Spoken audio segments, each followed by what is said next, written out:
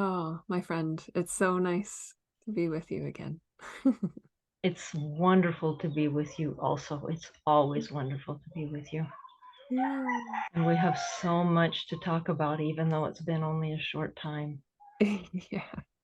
Lots is happening. Like I said to you when we first got together, it's really foggy here and it feels like that's it's exuding. The earth is exuding what I'm feeling. It's almost like I want to like hunker in and be within, and yet I want to hug everything too. It's really, yeah, fascinating.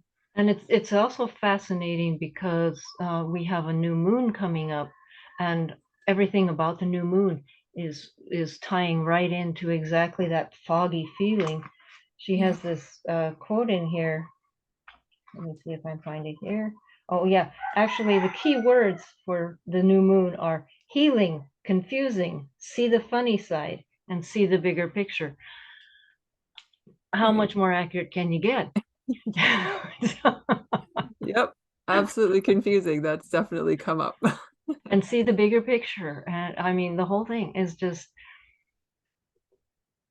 it couldn't be more well planned. But it's far beyond that. The what's coming up right now, some very large scale changes in how we do things, how we see things. Mhm. And um, for instance, the one that's coming up most right now is that the as we ascend the levels to 5D, and a lot of us are experiencing moments or periods of time, especially in groups of 5D, that as we do this, uh, it feels wonderful at the time. And then right afterward, we're taken right back to the ego mind, which is just screaming. And Mm. because the new 5D that's coming is changing everything down to the cellular level. A lot of us are feeling a lot of different discomforts. Um, in my case, I've had days where it just felt like everything, every nerve in my body hurt, which Mm. is not pleasant. But Mm. I understood what it was, and you process, go through whatever methods you need to to let go of that and to allow the 5D to come in. And that's the second part of this, is this how we create. And I don't want to use the word manifest because that word is now kind of, it's kind of a trigger word in a lot of ways. But we do create our reality. And how we create that reality is changing. We've been told for years and years that the way to create something in your life is through intention. I want, I have, I will, whatever it happens to be. But that's not necessarily the way to create going forward. The way to create is to allow it to come into you. I Mm. allow this to come to me, Okay. and or I allow my life to, I allow whatever. But Yeah. it's allowing, it's opening up to the universe and allowing the universe to bring it in, which is not technically a new idea, but using it to create is the next step. Hmm. And so that's a huge amount of stuff going on Right. right now, energy and the flows of energy. And uh, it's fantastic to watch if you step back and look at the bigger picture. Most of us are also in the smaller picture, and it can be a little disconcerting. Yeah. Yes. Yeah, for sure. And so, we were talking earlier too about the intentions being the path to that allowing. So we have to kind of know what we're wanting to allow, right? Yeah. And then give it a framework in a way, but then know that it's going to come to us in the way that it's divinely meant for us. And realizing, and this is not new either, that we are the divine power. We Yeah. have that divine power within us. This is that one step toward everyone having that knowledge, having um, that perception, Mm-hmm. which is accurate, but Mm-hmm. it's still a perception that, you know, we all have the same possibility to do this. And at some point in time, like those very long past from us, we will, okay, there's my intention. I allow it to come to me, and there it is. But this is just one step toward that. And so this is going to be a huge change for a lot of people who have been very, um, have been told and believe that it's all about the intention. Mm-hmm. And a lot of us have found that just having the intention hasn't worked. And it's Right. because we didn't open up ourselves. You can have all the intention you want, but if your inner mind, we'll call it the ego mind, does not believe you should have it, it's Right. not going to allow you to do it. And you're not going to allow yourself to do it if you have the limiting beliefs. That Mm-hmm. comes into the next part of it, which is letting go, releasing, getting rid of all of that stuff that no longer serves. And I know we've said that a gazillion times. Why does it keep coming up? Because there's still more to do. Yeah. Yeah, exactly. And because of what I do and being in mental health, I talk about not having to go from a limiting belief to the exact opposite, because going from 0 to 100 is, it's not impossible. It's just, it feels harder and there's less belief, there's less drive because it's further away. And so getting into that neutral zone, right? That contented feeling, or a space that is more believable on the road to having really shifted that negative limiting belief, is a powerful tool as well to allow. Absolutely. Absolutely. And it's so important to understand that uh, it is a process, and that processes are easiest if we don't try and go it alone. Trust me on this one. I've done it for 40 years. And, I tell lots of my clients, you can take 40 years like I did, or you can find someone you resonate with, someone that you get and they get you. Mhm. And you can take maybe 1 year. Yeah, It's your choice. right. I really strongly suggest finding someone who is community, or having a community of like-minded people. It's a whole lot easier that way. Yeah. And now you're talking in the physical, right? Like here on this plane, Um, finding that connection. it you should have both or all, as the case may be. Yeah. But yes, if you're working through traumas, limiting beliefs, negative self-talk, all these kinds of things, find somebody who's been there and somebody who can guide you through it. Hmm. And if that's in a community, that's great. If you have the support of more than one, wonderful, fantastic. And that is in the physical, but it also affects everything else. Of course. Yes. Well, we are whole beings in this limited body. So, Speaking of which, there's an affirmation in the book that goes right along with that. And I'd like to see if we can change this into allowing. It says, I am healthy, whole, and complete, which is wonderful. mhm, yeah. If we change it into allowing. I allow myself to live a life that is healthy, whole, and complete. Mm. Mm-hmm. I hope everyone watching this can feel the difference. Right. I was just going to say the resonance is very different. Yeah. Yeah. So, how does this, like, I brought up loneliness because that's something that has happened. It's a topic that's come up a lot lately in my world. And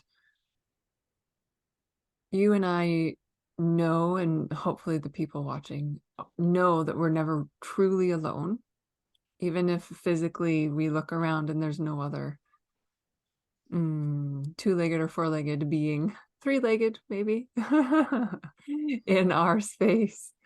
Um, And we perceive ourselves as separate. right. Yeah, that separation thing. And I find a lot of the people who are coming from very heart-centered places, whatever spot they are on their journey of knowing the connection, they're lonely and they're sad, and working through that is layered, of course. So does anything resonate that you want to share? Yeah.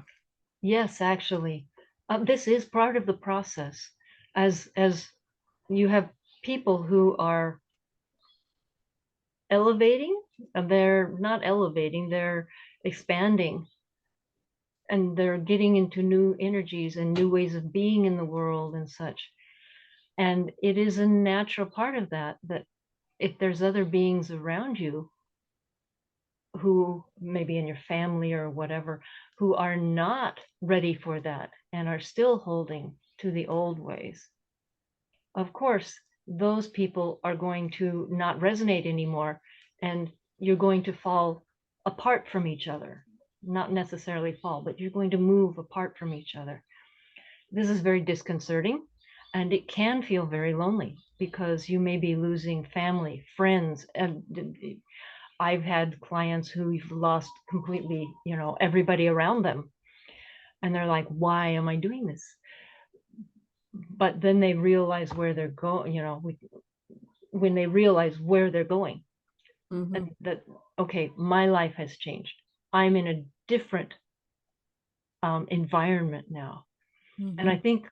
I think we talked about this last time, how the two worlds are separating. Mm-hmm. Uh, and as the two worlds separate, your people are separating from what was and what is too. Yeah. So the key here is, you feel lonely because you're looking back. If you look forward and you see all of us over here, and you take that one step, just take that one step, you will find new people who are very much moving in the same direction you are. Yeah. And so it's very disconcerting again. Yeah. I know that word is coming up a lot. That's kind of the theme. But uh, that's what it is you feel alone, you feel separate, because you're moving toward this, moving beyond this separation. There's this little separation now, and it's going to get bigger and bigger and bigger. And the more steps you take either way, you're going to get farther apart. Mm-hmm. But there's also a whole bunch of other people either side, and you Right. can choose. Do you Right. want to stay in fear based? Do you want to stay in love based? Mm-hmm. And not only can you choose, guess what? You have to choose. It's your choice.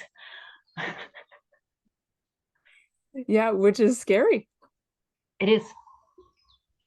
Fear based is what we've been put in and forced into and lived in and told this is the only way for thousands and thousands of years.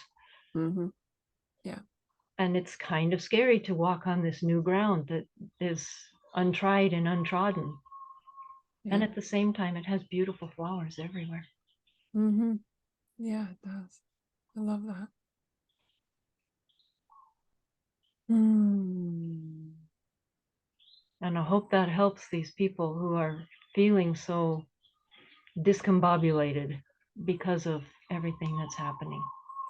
Well, confused, I think, is a general consensus. Like that confusion as to why do things keep happening to me, or I'm trying to do this for myself and these hurdles come up, and is it me bringing it on, and or is it the universe just showing me what I've come to learn in my experience with that kind of stuff is that it's the universe helping me solidify my decision. Yeah. It's giving me an option right to the bitter end. And sometimes the choice has to be made over and over and over again in this human physical consciousness, because it is that you're stepping over the creek or you're stepping over the river or whatever you want to call it. It's that next step, next level of self. So yeah, powerful stuff. And very, very, it so helps to look at the big picture, to know that, okay, just because this little stuff is happening, if you can look at what is working, what is, and I don't really like the word working either, what is moving the world forward, what is, um, instead of looking at all of the stuff that is around us, that is all the fear-based and is pushing the fear-based and really, really advertising fear-based. But how much do they say about all the good stuff?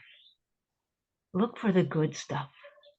Look for the stuff that feels light, joyful, Yeah. and be grateful every time you see it. Yeah. Helps you expand.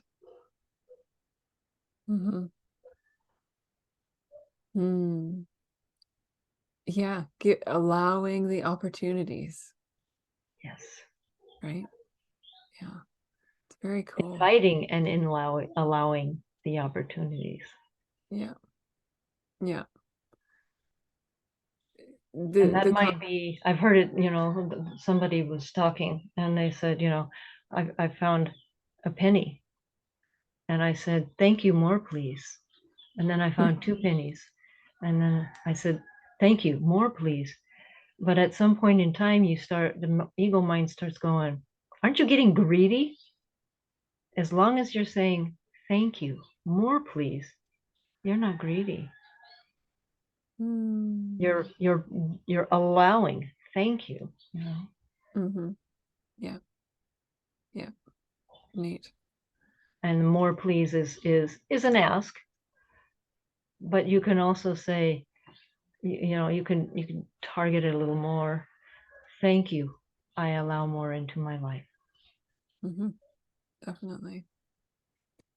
I know I've shared this with you maybe in a video in the past, but numbers have always presented themselves to me, whether it's a consecutive run or same digit over and over again, regardless of where or how it presents. It always comes with a knowing energy.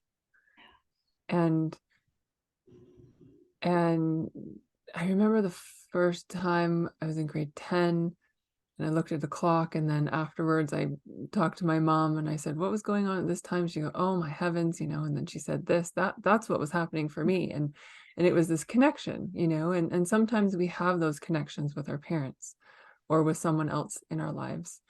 But I know that giving just what you said, and maybe not in the same words, but thank you. Thank you for always being here. Thank you for staying with me. Thank you for showing me what I need in any given moment. And whether it's a feather in the middle of the hallway that I have no idea how it got there, or a neat cloud pattern, or the numbers, or a song on the radio, right? These things, these beams of light Yeah. are always here for us to notice, to recognize. And on that note, especially with the numbers, um, just very recently, I was there was a day that the numbers were like perfect. Uh, and on that day, I wasn't seeing anything like consecutive numbers, 111 or one, something like that. Mhm. I was seeing consecutive as in 1, 2, 3, 4. And I'm like, this is interesting. And I asked, what's this? And they said, oh, the numbers as you have been, as has been presented to you, they're changing. Now, this is a process. It's not going to happen overnight. So nobody needs to get all upset about it. I still see 1111, Yeah. but I see a lot more 1, 2, 3, 4 Mhm. because these are ascension numbers and we Yeah. are ascending. And so they are supporting our ascension 1, 2, 3, 4. I love it. I love it. Hmm. And giving ourselves the opportunities to take that mini moment. Yeah. And Right. just like you said, thank you for your support and guidance. Thank you for, it doesn't need to be more than that. A lot of people, a lot of quote authorities out there now in the field are saying, ones mean this, two mean this, blah, blah, blah, blah, blah. Maybe you can just be grateful Yeah. for a show of support, you know? Exactly. Yeah. And I think, that grade 10 story, isn't it a great example of not needing to know what it means in the moment, like right now, because we, even more so over the last how many decades have we really gotten into this fast-paced now lifestyle, and divine timing is kind of like this side note where, oh yeah, it'll be divine timing, but I want it now. And by me connecting with that clock in that grade 10 math class, I can see the people around me. I can see my teacher still. Like I'm there now if I think of this memory. But in that moment, I didn't know the depth of it. And it stuck in my brain. And then I had the resonance to ask my mom, what was going on. And then it unfolded. So in the time that it was supposed to. So allowing, there it is again, right? Just that, okay, I see you. I hear you. I notice you. Thank you. Thank you. Thank you. And stepping back from that high pressure, high pace, gotta go, gotta go, to something I know someone that you used to work with it's very famous from coming from this person. I have enough time. I Yeah, have time. Step exactly. back and take a breath and just realize, you just what good is it doing you to put yourself under that much stress and really hurt your body and Mhm. maybe just take it back a little help and have a little time, Mhm. even Yeah. one breath. Yep. It's Absolutely. amazing how much stress one breath can relieve, one conscious breath.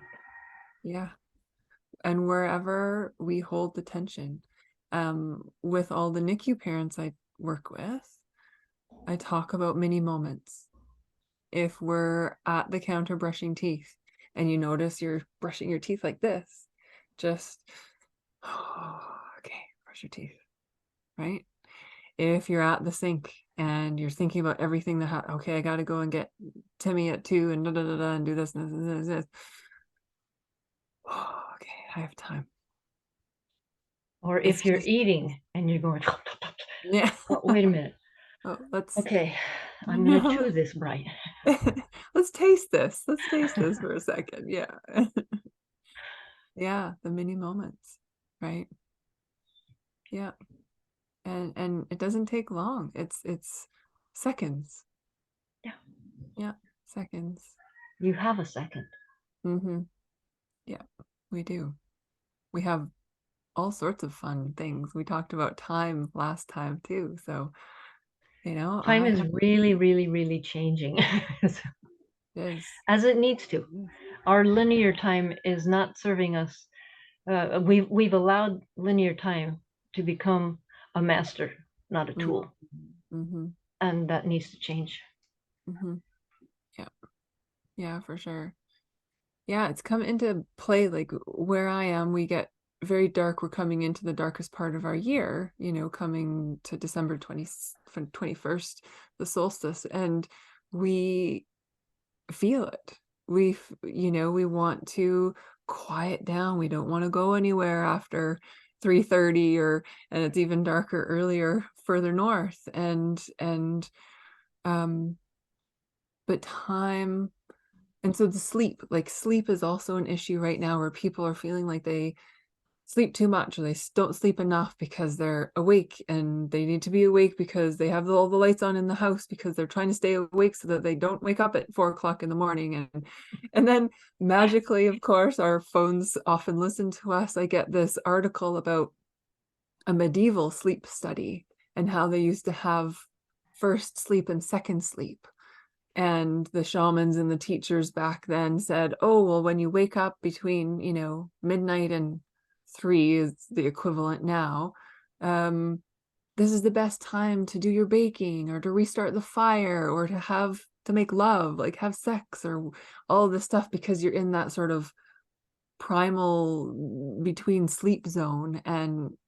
And sure enough, that's when maybe we talked about this before, and it's where we have the deepest connection quite often to spirit. Absolutely. That's when so many of us are told, okay, by the way, you're going to get up and write now. Yeah. Exactly. I feel like we talked about this. Did you really talk about this last time? Not I last don't. time. I think it's been some time back, but it's Okay. very, very common, and it's coming up a lot right now. I Yeah. have clients going, do you wake up at 2 o'clock in the morning frequently? Yes, I do. Yeah. Yes. Not Yeah. necessarily by choice, but yes.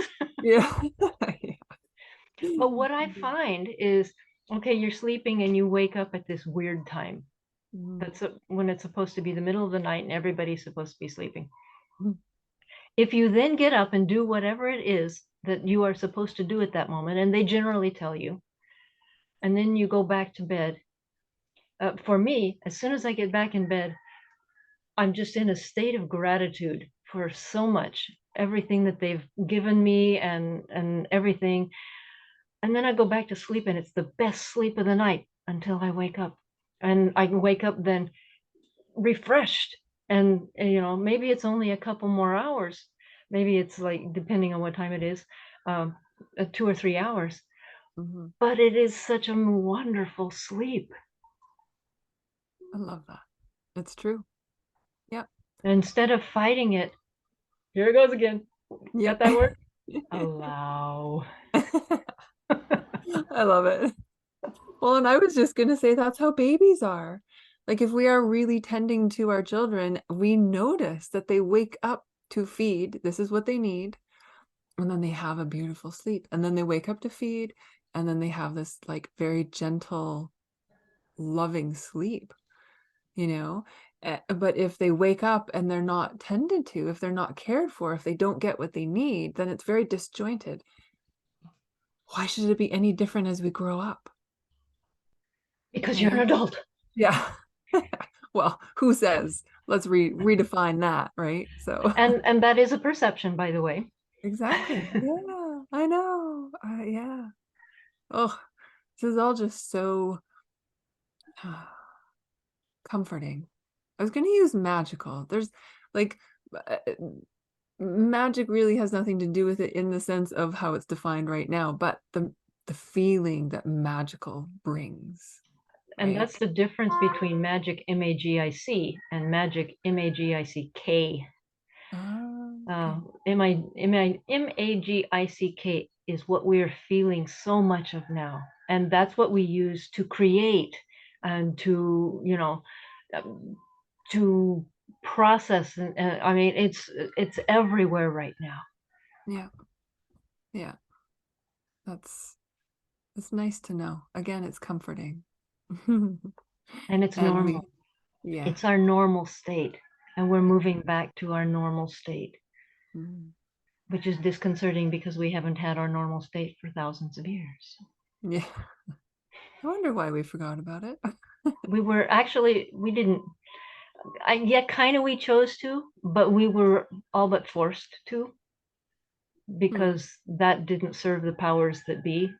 But Mm. again, not necessarily us right now, these people, but us of the past, chose that. We chose to Yeah. have and allow the power structure. Yeah. And the power structure took the power. And then we allowed them to have our power. Right. A big part of what's going on right now is we're taking it back and saying, no, you don't get it anymore. It's Mm. mine and I'm not giving it away. Mm-hmm. Mm-hmm.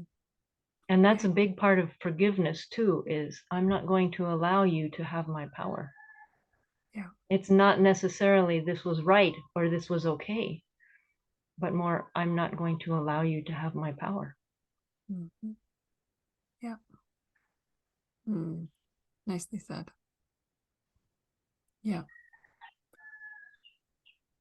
Easy peasy, lemon squeezy. Not quite. You are a Yeah. trauma therapist. I work with traumatized people. Oh, I know, it was being facetious, very cheeky. Oh my goodness. Some of us, Yeah. it only takes 40 years to get through that, Yeah. Sometimes it takes longer. And I think the point is being aware of it. Yes. The point is to coming to that realization in however many lifetimes or whatever it takes, right? Sometimes it's a really arduous journey. And we have to give ourselves a lot of compassion, a lot of grace, a lot of care, knowing that we are too always growing. And looking at the bigger picture, you can see so many examples. Anyone can see so many examples around them. Mm-hmm. People who have made it to that other side of this Yeah. trauma and such. Yeah. And how much better, and I'm just going to say it, how wonderful their lives are now compared Yeah. to what they were before, Yeah. and how grateful they are to have made it there. And isn't that the point? We go through these things so that we can learn. And once we've learned and we're on the other side, we can be so grateful for being there.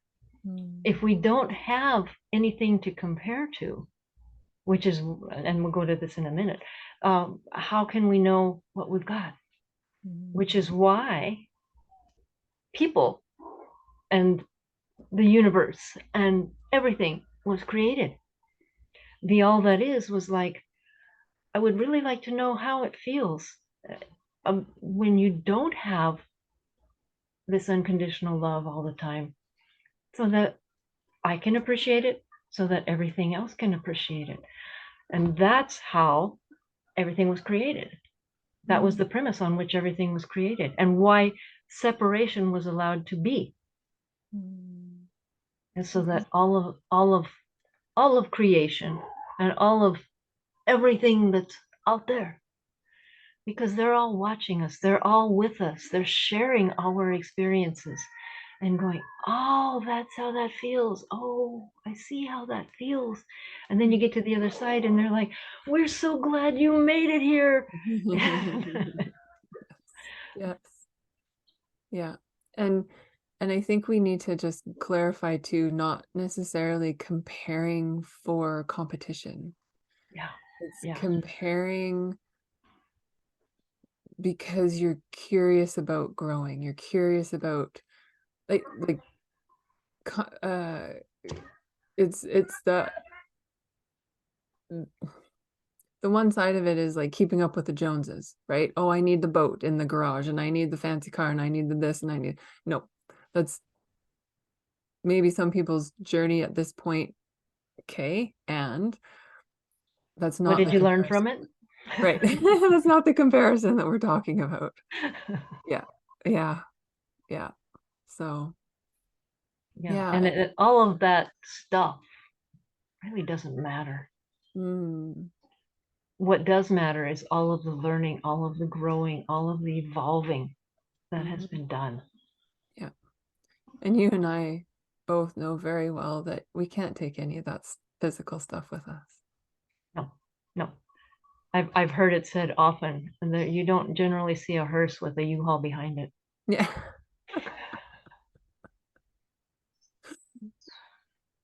Absolutely. Not my quote, by the way. Yeah, no. That's good. Just really a cool quote.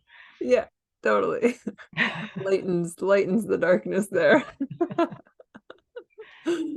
Yeah, it's very interesting how we are And living quite in. quite frankly, from the experience of one who has been there, Yeah. you don't need any of that stuff on the other side. No. Yeah, exactly. Exactly. That's so lovely. This was a lot. This is a lot. This was a huge amount. Hmm. And I think for people who are watching this after we finish, this may be one of those that you watch more than once, maybe many times. Right. Oh yeah, I Yeah. think that it would be hard to have assimilated all that the distance that we've covered in one single watching. But that's up to every person, and that's their choice. Hmm. Yeah. And like you and I've said to each other, sometimes we have to go back and listen to a recording to know exactly what we actually said. This is especially true for me because when we're in these, I'm I'm half here, half there, and they are with me. And so what's coming through me, if you ask me right as after we get done with this, what we talked about, um, I won't know.